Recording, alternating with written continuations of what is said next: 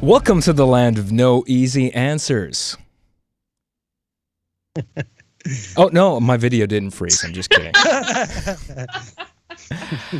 Well, ladies and gentlemen, I am Alex Knight, joined by holistic clinical counselor Kristin Rumohr. Hello. And her unwitting test subject in the other corner, Stewart. Heyo. Hey. So we are going to be taking some time off for the summer. You ungrateful fucks that constantly demand so much of us. You know, we put out episodes every 2 weeks. We've been doing it for a while. We're going to take some time off, and we will retool. Actually, one of the things that I wanted to do was test some new video services and see if we can find a better alternative to Skype that will get us some better quality HD audio. So it sounds like we're right in the living room. So it'll look like I'm right here, like with you, right in the. I'm actually not really addressing the elephant in the room. Yeah, what the hell is behind you Alex? What is going on? I look like a Bond villain right now. Yes, that's right. My leather jacket. Really needs some like a feather boa or something just to give some. Right. My leather jacket that I stubbornly insist on wearing, even when it's 120 degrees Fahrenheit outside. This man would rather get heat stroke than remove his leather jacket. I said you're dripping the whole time, and yet I got to watch him in a leather jacket. I'd almost rather die than take off the leather jacket. It's a prop piece. It's true. It's my uniform. True. I like the way I look, but it's just I haven't been wearing it all day, and I just sat down to do this, turned off the air conditioning, and I just looked at that jacket and I said, "Not today, my friend. Not today." Yeah, when it's 30 degrees inside, it's not necessarily leather jacket weather. Let us bow our heads in solitude for our friend behind me over here. I don't know why I'm rubbing him. I don't think you've stopped touching it this entire time. No, that is, yeah. It has to be definitely a thing. Yes. It's your security blanket. Indeed. Yeah. In jacket form. Well, you guys have been my security blanket, so it's going to be, time off, you say? What? I get to take the chains off? I get to take the chains off? Oh, God, is he finally letting us outside? I'm not quite being entirely... I haven't seen the sun in so long. I'm not being entirely honest. We are going to be taking some time off, but it is going to be a productive time off because we will still record some episodes and try to build up a little bit of a catalog here, but we're going to basically just try to power through the summer here and get through this thing and do some much needed improvements to our technical infrastructure. To, like I said, see if we can find an alternative to Skype, get better audio in here. Our video's already looking pretty good, so yeah, we'll see how things go. But we'll be back. I expect us to be back sometime in August, so it's not like we're going to take like a full month off. I don't think, but we will have at least a few weeks. We also talk so much about people taking time for themselves, so it's about time we actually take our own advice and do the same thing, right? Thank you. Thank you for bringing that up, and I absolutely agree with you. We should probably take the medicine that we're giving people. Yeah. If people want to actually trust anything that we're actually saying. Yes, you're right. For our own mental health, I think it's a good thing to do. And you know what? I'm so critical, I'm so difficult on myself, and I put a lot of pressure on myself to perform and to make this thing the best possible show that it can be. But I listen to a lot of podcasts and radio shows, and as it turns out, a lot of people actually do not put out new content in the summer. A lot of shows actually take a break. TV shows take a break. Some of my favorite shows, I mean, I'm drawing a blank here. Like what's his shows? Name? Anyways, all the shows that I watch, I mean, they all take breaks in the summertime. So I don't think it's necessarily a bad thing, and we'll come back refreshed and recharged. I think we just got caught up in that, classic cultural bias is you have to keep producing, right? Which is really funny because we talk about it all the time. Yeah. Well, it's true, but also, I mean, one of the things that I want to do, one of the goals that I've had is obviously to try to build an audience as quickly as possible, and you can't really do that if you're gonna only sort of dip your toe in one end of the pool. You kind of have to go all in and produce as much content as possible. You can't leave people hanging. I mean, it's one of the things that, you know, when I help other people that are trying to learn how to do this type of show as well, and I always tell people that one of the most important things that you have to have is the work ethic. Like, if you're going to do this, you're doing it because you have something to say, but you gotta be consistent, because if you just do one episode here and there whenever the hell you feel like it, people aren't going to know when to expect an episode, and they'll just probably just unsubscribe, right? If you don't know when the show's going to be there, right? Like, you just imagine if any late night show host, like, you know, anyone pick anyone with a popular show. Imagine if you just didn't know when a new episode was going to air. If they didn't communicate that, it'd be a little odd, right? If there was one episode 1 month and then suddenly nothing for 3 or 4 months, and then suddenly there's more content again. Like, that's one of the things that I wanted to do is consistency, and you know, that's one of the things that we will continue to do going forward. But yeah, a couple of weeks in the summertime, taking that time to take stock and make any improvements as well. I don't think there's anything wrong with that at all. No. Well, this is a labor of love, right? And realistically, if you get too much of something, it's easy to have the love part be tarnished by the work. Yeah. Right? So I think in a lot of ways, we want to just let you kind of, you know, catch up to us, hopefully. You know, go back and listen to some of the old episodes and find out if there's stuff in there that you want us to go back to. If you guys have any notes for us, get a hold of us, right? Like, we want to use this time to try to hopefully connect with you guys a little better as well. Right? Like, I'm going in to get this. Yeah, I'm going in to get this cleaned up. If you have any notes on what I should, you know, just a full mohawk, or maybe like a faux mohawk, take this all out and just leave the sides. What do you maybe clean up the beard a little bit, like just make it look like sculpt it a little bit there. It is sculpted. That's sculpted. I'm going for the old timey, you know, like there we go. Sure. Yeah, that one. Right, with the cognac. That's the look right there. That's basically. You're right. I mean, we will take this time to reconnect with the audience. I will post some questions and stuff like that, I think, over the course of the next couple of weeks on our social media, and see if we can get in touch with some of our listeners and viewers there, and see what they like, what they don't like. And again, this is not a one-way street. We want to make sure that we bring you guys back into this. Because you're very much a part of the success of this show. We wouldn't have anything if you weren't around.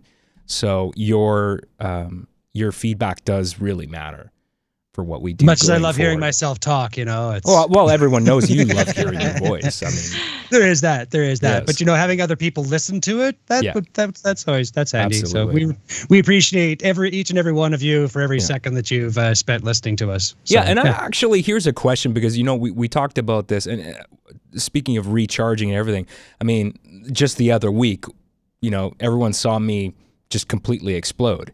Right. So when we were doing that episode about... Wait, that was completely exploding? Well, not completely, but I've never visibly been angry like that and have lost my cool, which is I have been pushing and pushing and pushing, and that was, I mean... Hey, well, it worked.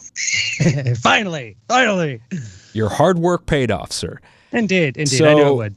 You know, I definitely needed, I think, that a bit of time to recharge as well. But I want to ask people out there, you know, as we slowly start to get out of the pandemic a little bit and ease up on restrictions, you know, and if you are in a country where the COVID numbers are terrible, I'm really sorry that you're in that position. Here in Canada and Vancouver, things are pretty good, and mask restrictions have been lifted for the most part. Live venues are starting to come back.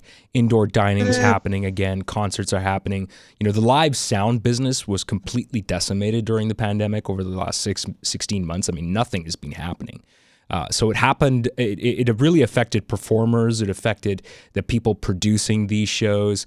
And I'm very curious how you guys are going to use your time this summer. Like, are you going to actually take any vacation time off this summer? Like, what do you plan on doing, and how exactly do you like to spend your time to just get away from your responsibilities and get away from just every crazy aspect of just living in the big city? What do you guys do? I mean, Aaron, Kristen, what do the two of you like to do? Do you have any plans at all? I've been taking kind of mini holidays already, which I like to do year round.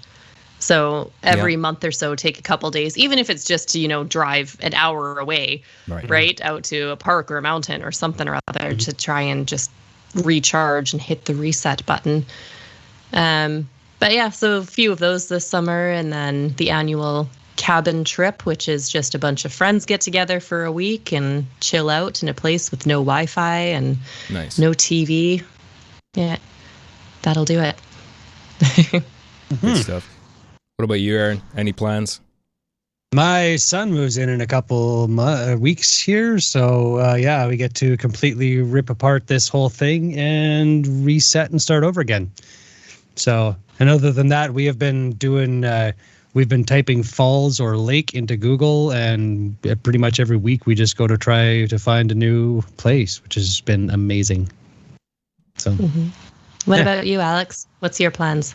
Yeah, I've been thinking about that because I do have a decent amount of vacation time, and I actually like what you said earlier about these mini vacations, because over the last 12 months I've tried. I mean, I haven't gone anywhere, done anything special, just because I couldn't. But I do like taking I'll book 1 or 2 days off here, like every couple of months. That's kind of how I spread my vacation time. I won't just wait until the summer, just wait until once a year until I build up a lot of days off that I can just kind of go somewhere. So I've just, over the course of the pandemic, just because I couldn't really get on a plane, I couldn't really travel, I couldn't even get on a boat to get off the mainland. So I did take, I would just take 1 or 2 days here and there, and I think I'm going to do that a little bit more. Actually, my birthday is on August 1st, so I have actually booked, I believe, 4 or 5 days off. So that's the longest time I've ever had, well, not ever, but that's the longest time I've had off since probably 2018 or 2019. So it's been quite a while. I don't have any plans to specifically go anywhere. Maybe I will, but just going to get some projects done around the house that have been neglected. Nothing too exciting for people that I won't even go into, but just stuff that's been lingering at the back of my mind that I've been wanting to get done. And so I'm going to get that stuff done. I'm going to try to see some friends of mine that I haven't seen in a while. So we'll see how that goes. Make some phone calls that I need to make. Get in touch. Again, it's all about reconnecting with people and making an effort, because I certainly don't do a good enough job of calling up my friends and staying in touch, other than, the occasional impersonal text message or Facebook message. So I do feel like I need to get on the phone a little bit more often and just reconnect with people. And I don't like staying on the phone for very long, but it's kind of nice just every once in a while, even if it's 5-10 minutes, doesn't matter. I do enjoy talking to people on the phone. Text messaging just doesn't really work that well for long form stuff. And I always tell people too, when people write me these long messages, I say, no, you got to call me like this. Yep. There's certain things that just really writing text. It just doesn't lend itself to a good a conversation. It's frustrating because you got to wait for the person to reply, and you can see the little indicator that they're typing, and then they're taking forever, and you can just tell that they're writing this huge novel back to you. And it's just it doesn't really work. Would you rather have something a 5-minute that could have been accomplished by a conversation? Yeah. Or an hour and a half worth of text war. Right? Oh, you missed that. Hey, it was 10 minutes ago, right? Like, who knows? We could have just had this conversation. We could have talked to each other for 5 minutes and then figured out where we were and moved on. But no. Yeah. Yeah, exactly. So, I'm trying to, one of the things I'm trying to do is get over this. It's hard to explain. It's not a weight on my shoulder, but every day, because I have a day job and there are other projects that I'm constantly working on. And now I'm even busier because I've taken on a client and I'm producing his podcast. But I'm always thinking about this show, and anything that I work on, I always try to make it the best that it can possibly be. And it does keep me up at night. And it's always something I feel very, there's a sense of anxiety with what I do all the time because I want these things to go smoothly. I want it to go, and I have this picture in my mind of how I want the show to turn out. And then if it doesn't hit all of those marks, then I'm just like, fuck, what just happened? Why did I do that? So I'm trying to be better about it. I've had to adopt like a Buddhist take on a lot of this stuff where it's basically just, it is what it is, let it go. Right. Okay. Like a lot of the music that I do is the same thing where I just have to get to a point where I'm just like, it is what it is, let it go. Right. And that has helped me to really just have a point where, you just get overwhelmed with a lot of that stuff. Yeah. And like you said, it'll keep you up at night if you let it. Right. Mm-hmm. So you have to be able to have that part inside your head where you just let it go. Right. And a lot of that has been, I think, I credit meditation for a lot of the I need to do some of that. Setting that structure inside my head to just be able to have that part inside of my head. It's right around here where I can just go, yeah. Right. And you can just feel it all just drift away for a little while. It can be a lot easier said than done for a lot of people, though, right? Absolutely. Like, we hear this all the time is just let it go. Just, don't take it seriously. And then internally you're going, well, I can't. Like, the thoughts are still here. They won't stop.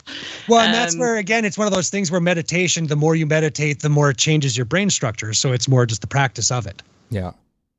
One of the things that I think acknowledging the way our brains work too, right? Exactly. Like as humans, we're kind of programmed to constantly be thinking towards the next thing, the next event, whatever it is, right? Whether it's, an appointment you have an hour from now or larger goals in life, right? Like this is the way our brains work. We don't really take the time to just enjoy what we're doing. Exactly. And I think if anyone's looking for how do I get out of this way of thinking, of this anxiety of how do I stop it? That's a good place, right? Yeah. Instead of, maybe the idea of starting off meditating is overwhelming. I know it is for a lot of people. Well, okay, we'll get there maybe eventually, but for now, let's just focus on what's actually happening. I don't know how to meditate properly, but one of the things I'm going to start doing this as of today after we finish here, because I know other people that have, that talk about their process and how they improve the show and the things that they do to deal with their own self-doubt is I think I'm going to start just by, like, after we finish this, I'm going to lay down on the couch and just in silence, just decompress for a few minutes and just, like you said, Aaron, just let some of these things go, because all I can do going in this is do the best that I can. Yep. And if it wasn't exactly perfect, if I didn't hit all of those marks, then I just got to let that go and go, you know what? What's done is done. That show is now done. I need to move on because I can't fix that. That's now in the past, and all I can do is try to hit those marks next time and make it the best possible show, and then make it even better the next time, and just let it be. Like, I think all artists suffer from this. Speaking as someone who's a musician, Aaron, I'm sure you relate to this too. Anyone who creates things, when you put stuff in the world that inevitably will be judged by others, all you can do is create the best possible thing in that moment. And once it's put out there for the world to see, you just have to wipe your hands clean and go, okay, I'm going to move on to the next thing now, because I can't change that. That was the best thing that I could create at that moment. I can't jump in a time machine and fix that. And so Which that's is where a helpful way to think about it too, is just Go ahead, like Kristen. that was actually perfect at the time. Yeah. Right? So you were the best version of you at the time you produced what that was. And then we all grow as individuals. So then you grow, whether it be 5 minutes after you finished it or days, weeks, years. And then you look back on it as something lesser than, well, it wasn't. It was perfect because you were perfect at the time you did it. Right? And as you grow, whatever you produce then will also be perfect. Yeah, it's like literally I'm sitting here and I wrote out the lyrics for the new song with my band on Friday morning and tried to lay them out today to record them, and it didn't go as planned. So that's where, like you said, I mean, a lot of this I kind of had to, there were parts of it that are okay, and I've had to just let them be okay. And just trying to rework in my head, like this is the part, like you said, where this will keep me up at night if I don't just find that space to just let it roll, right? This will be another week of it just waking me up literally at 4 a.m, just rolling through my head. How about this? How about that? What about if I try this? How about this? No, no, not that one. There we go. Yeah. Right? And it'll be a real struggle to try to just get that out of me to be able to move on. Right? Yeah. Maybe it's time for all of us to take the metaphorical and literal leather jacket off our shoulders. Well, and this is again something that we do because it's a labor of love, right? Like this, don't make it seem like this is any kind of, hardship for me to be me doing here, right? Like I love doing this. The idea of being able to make music brings me just that little bit of joy all the time, where now I have something in the back of my head versus all the normal bullshit that would be running through it, right? Like there's actually a purpose to this. Yay! Right? So, in a lot of cases, it's more just having that motivation to find some other thing to do, right? And in a lot of cases, again, like we talk a lot about just these mental loops inside our heads, right?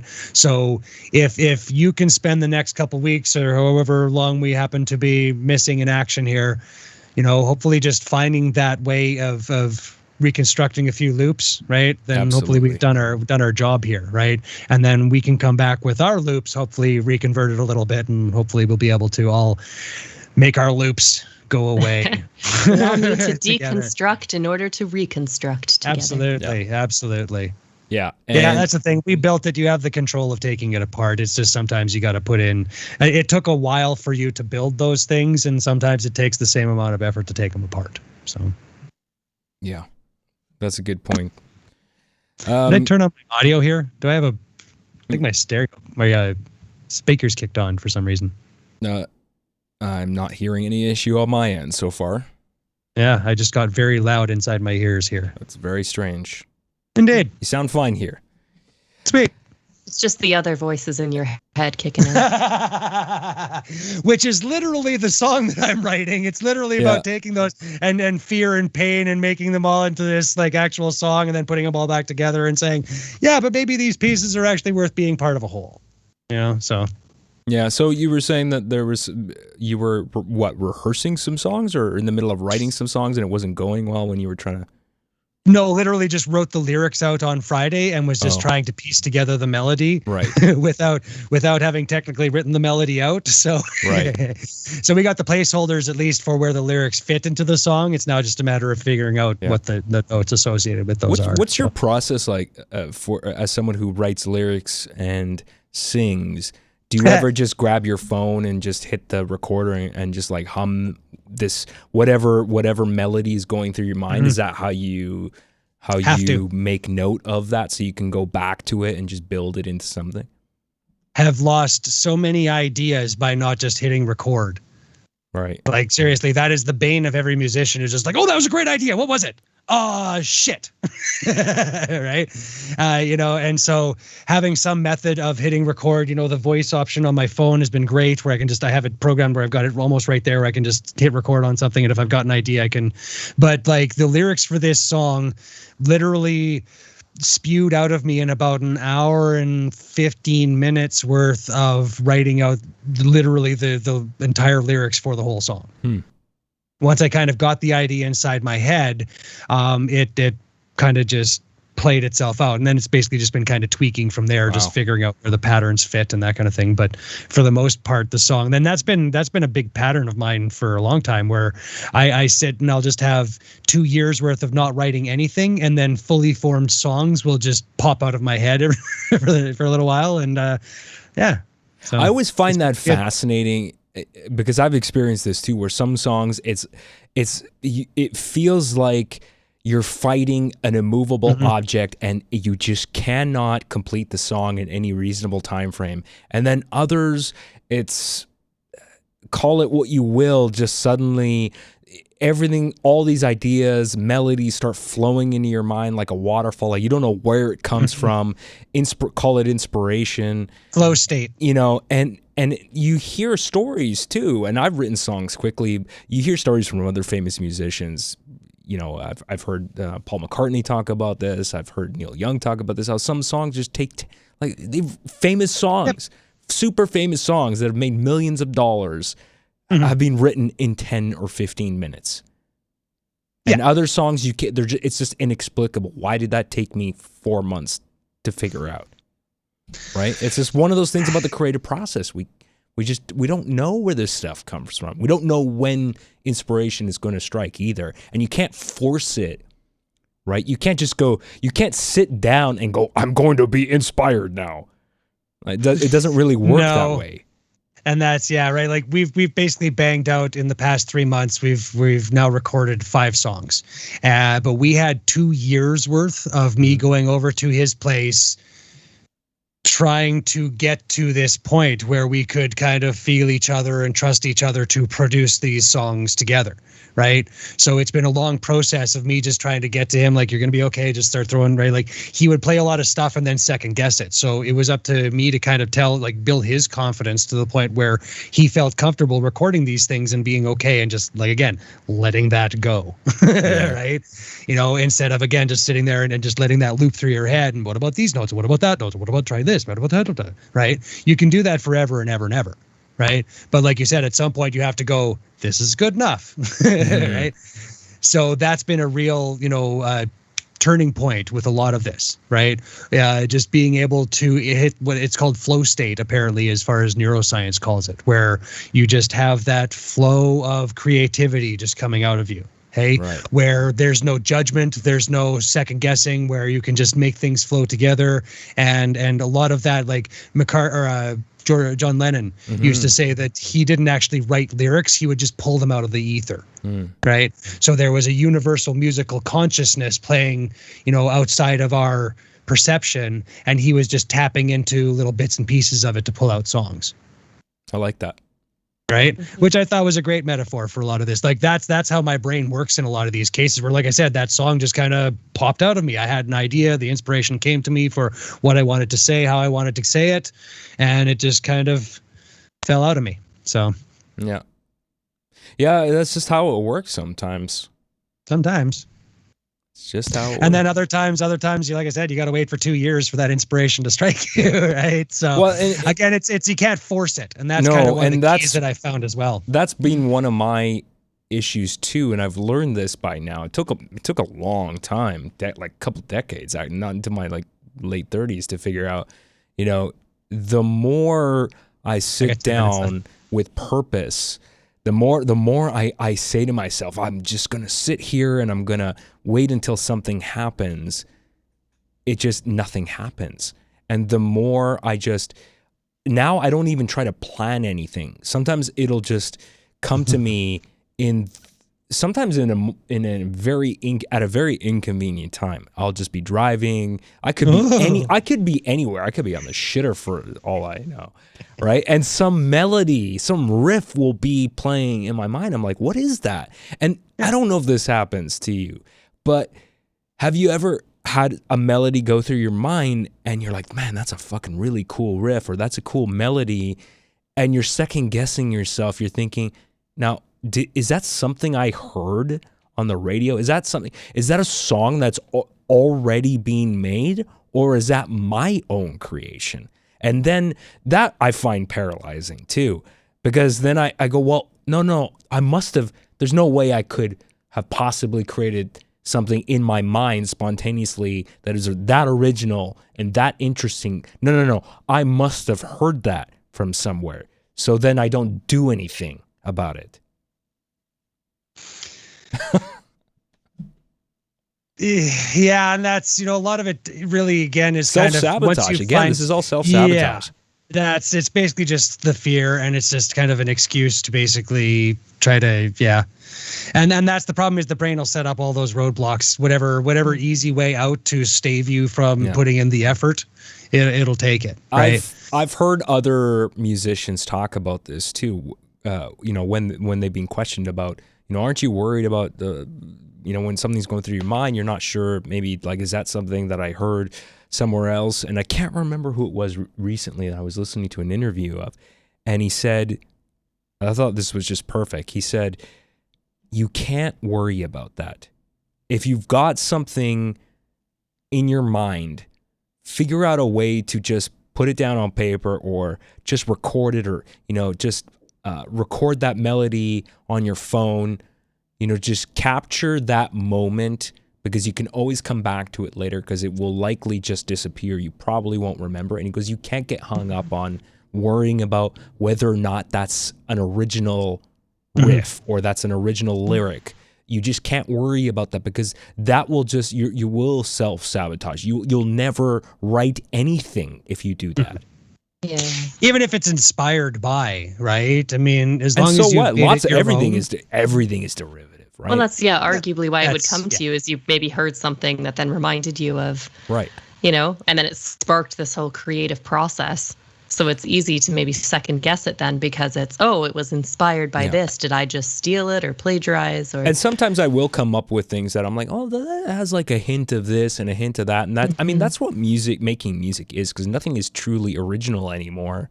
However, it's how it's where you take influence from and creating something original, even if you can tell it's inspired by something else. I think that's fine. I mean, that's what most music is today anyways.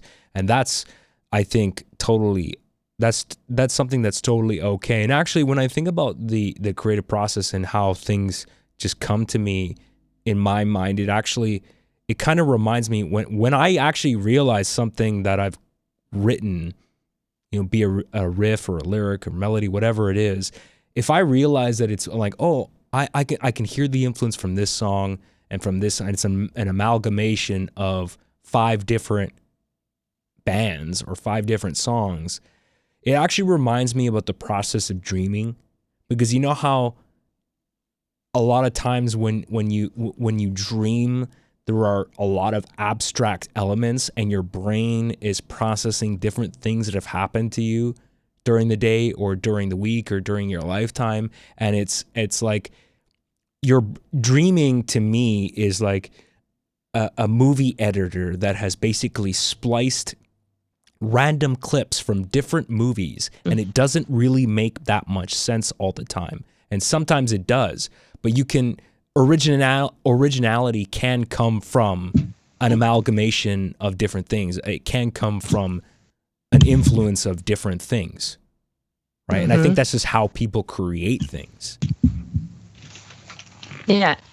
I liked what Aaron was saying earlier about the idea of the collectiveness, like the collective consciousness for music, and, well, literally everything, isn't it, right? So you're just pulling from the collective ether. So if we kind of go a little bit out there with it, that means there is no such thing as an original thought or original idea. You're just kind of borrowing from the collective. Yeah.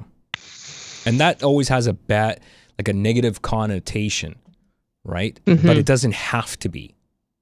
I think we just need to accept that all art is derivative, and it's just, and there's some art that's good and some art that's bad, but you can have something that is unique, that is inspired by other things, and I think that's totally fine. That's, there's nothing wrong with that. Aaron, you got to go, right?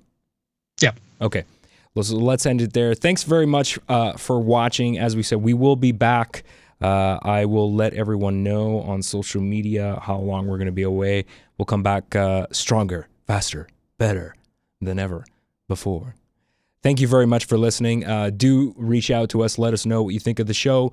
and toss us some suggestions for future topics. We're available on social media at the Subvert Pod on Twitter, Instagram, and Facebook. And we're also available as a podcast on YouTube. Hit subscribe if you haven't already done so you'll get the next episode when it launches. We release every Tuesday and Thursdays. Like I said, we'll be back soon. We're also available as an audio podcast on all platforms: Google, Apple Podcasts, Spotify, TuneIn, and Stitcher, all available platforms. And that's all the time we have for now, people. We'll be back soon. But before we go, think about this over the summer, over your break, as you decompress. Just remember that we're all fucked up. So let's be fucked up together. We'll see you in a bit. Bye.